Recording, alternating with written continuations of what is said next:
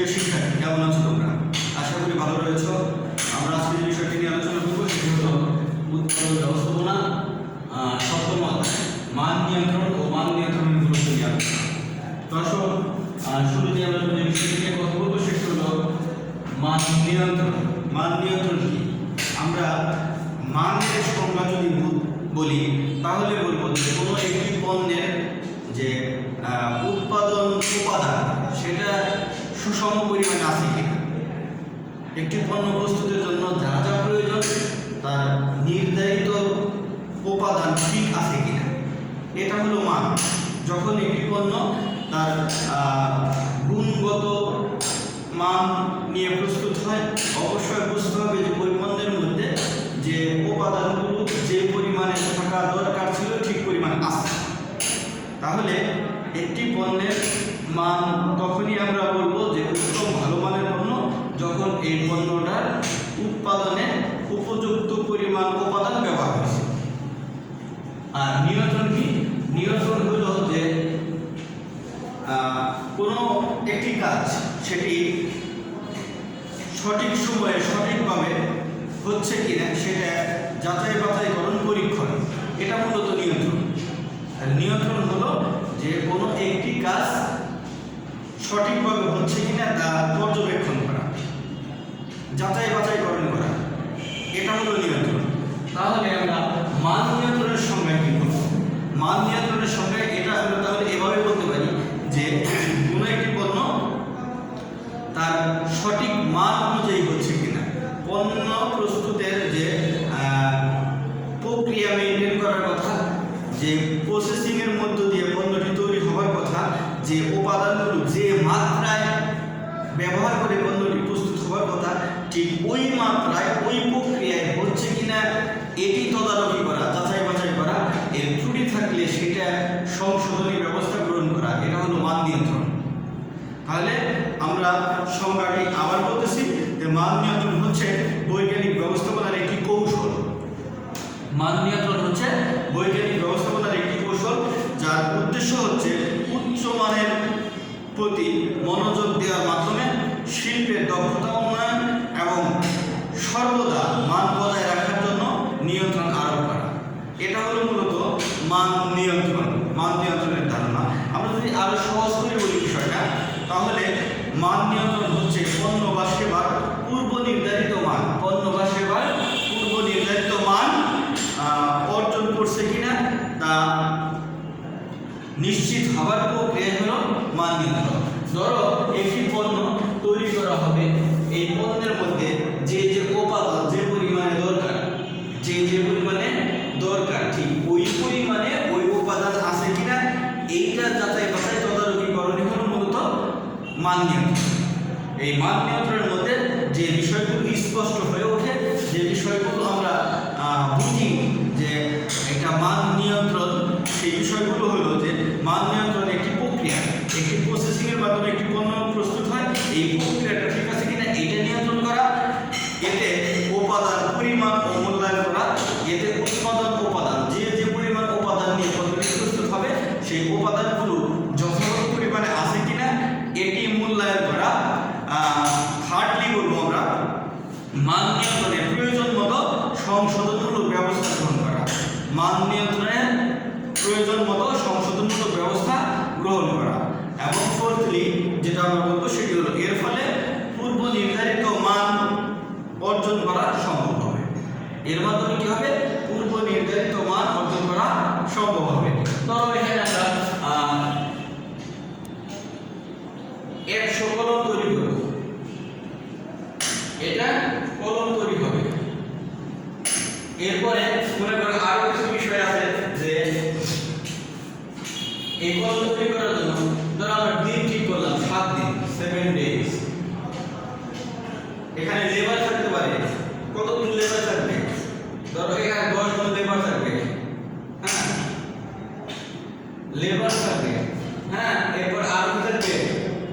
Materials, কি কাঁচামাল, কাঁচামাল থাকবে, হ্যাঁ ম্যাটেরিয়ালস।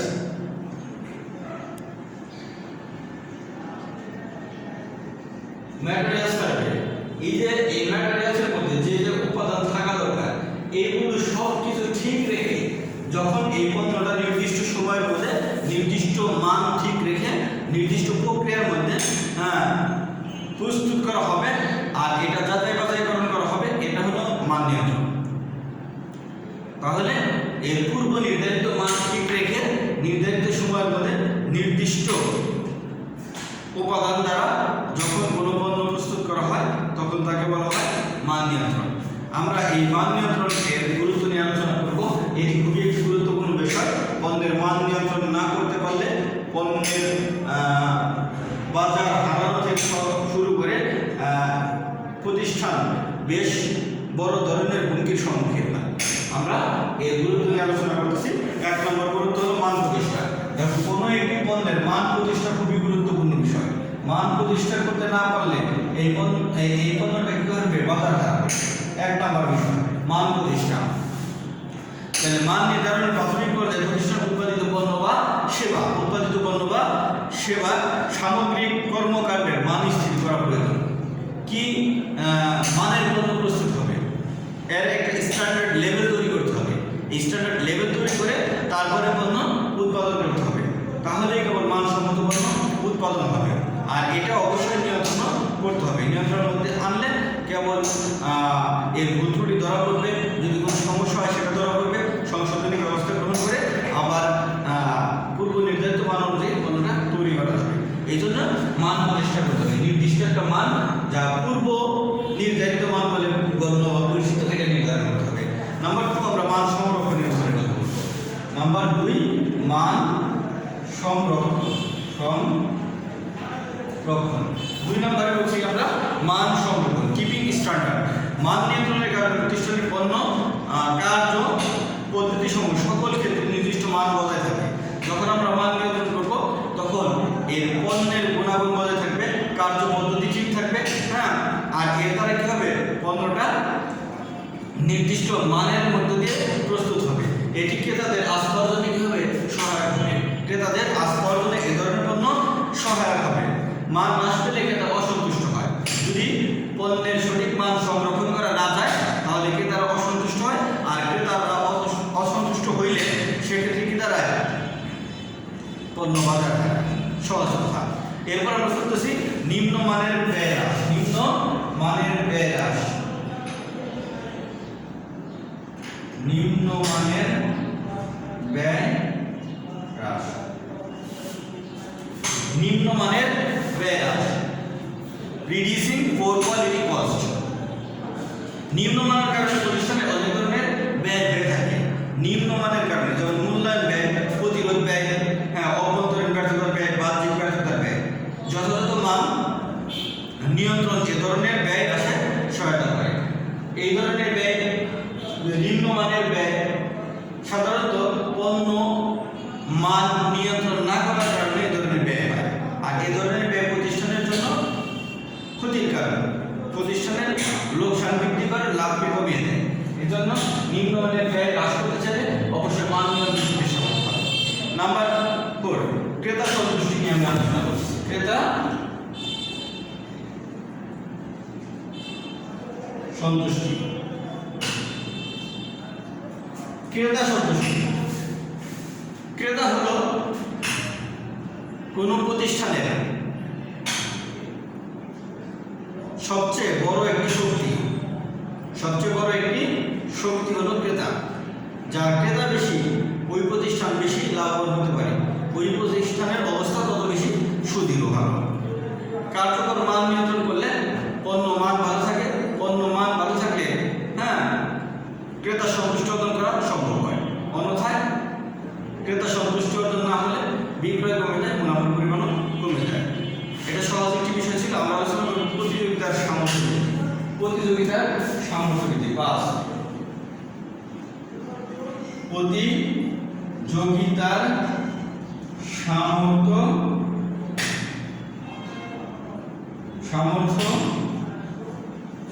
বৃদ্ধি।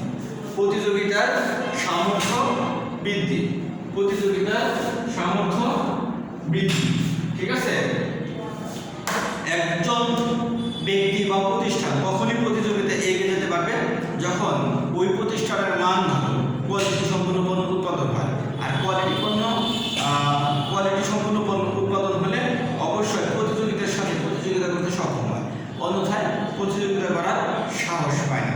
ঠিক আছে, এজন্য প্রতিযোগিতার সামর্থ্য বৃদ্ধি করতে চাইলে মান নিয়ন্ত্রণ করতে হবে, আর মান নিয়ন্ত্রণ করলে উৎপাদন ব্যয় হ্রাস পায়, উৎপাদন ব্যয় হ্রাস পেলে পণ্যের দাম অন্য প্রতিষ্ঠানের তুলনায় কমে ছেড়ে দেওয়া সম্ভব হয়, কমে বিক্রয় করা সম্ভব হয়। যখন অন্য প্রতিষ্ঠানের সাথে তুলনামূলকভাবে কমে পণ্য বিক্রয় করা সম্ভব হয় এবং পণ্যের কোয়ালিটি একই থাকে সকল প্রতিষ্ঠানের, তখন যে পণ্যের মূল্য কম ওই পণ্যটাই ক্রেতারা গ্রহণ করবে, আর ওই প্রতিষ্ঠান কি হয় প্রতিযোগিতায় টিকে থাকে।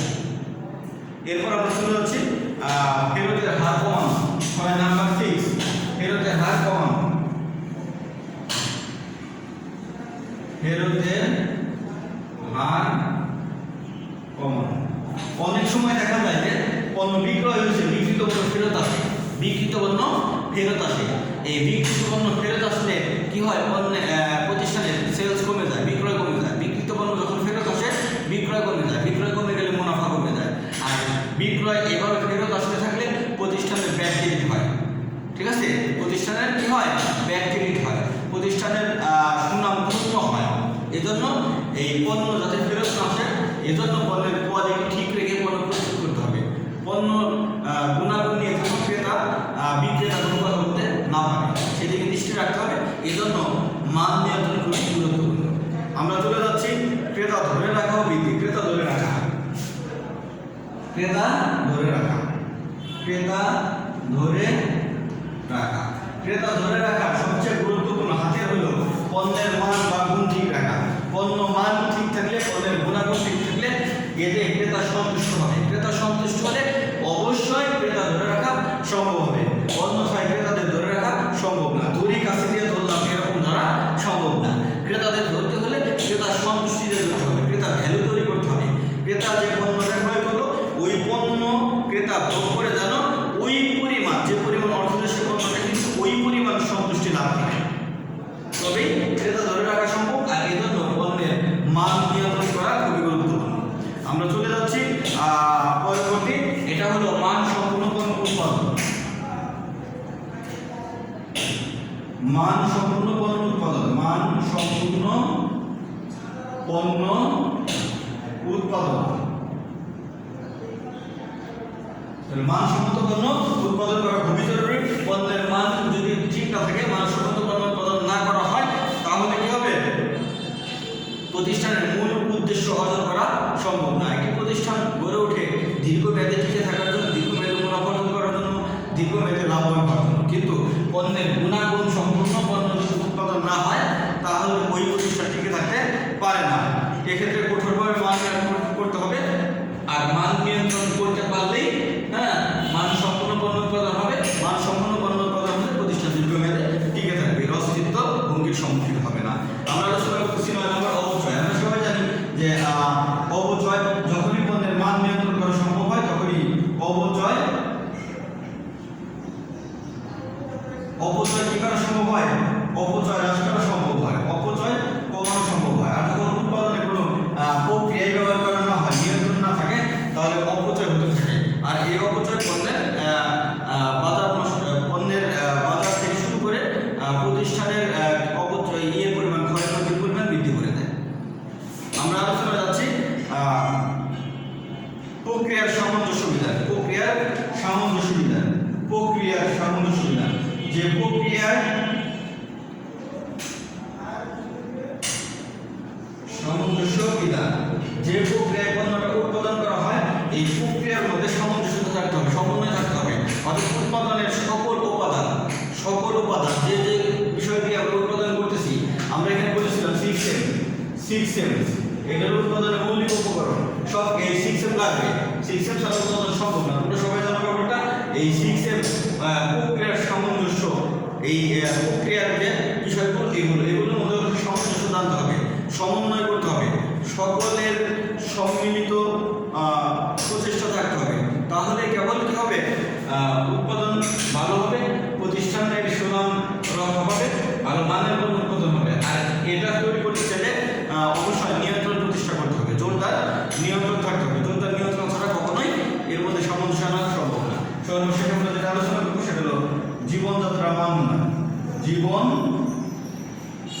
জীবনযাত্রার মান উন্নয়ন, জীবন যাত্রার মান উন্নয়ন, জীবনযাত্রার মান উন্নয়ন। এবং জীবনযাত্রার মান উন্নয়ন এখানে আমরা ক্রেতাদেরকে গুরুত্ব দিচ্ছি এখানে, যে ক্রেতা যারা পণ্যটা ভোগ করে এরা মানসম্মত পণ্য ভোগ করার সুযোগ পায় এবং কোয়ালিটি সম্পন্ন পণ্য ভোগ করে, এতে তাদের জীবনযাত্রা জীবন প্রণালীর দৈনন্দিন চাহিদার মধ্যে পরিবর্তন আসে, দৈনন্দিন চাহিদার মধ্যে সন্তুষ্টি চলে আসে, তাদের জীবনযাত্রার মান উন্নত হয়।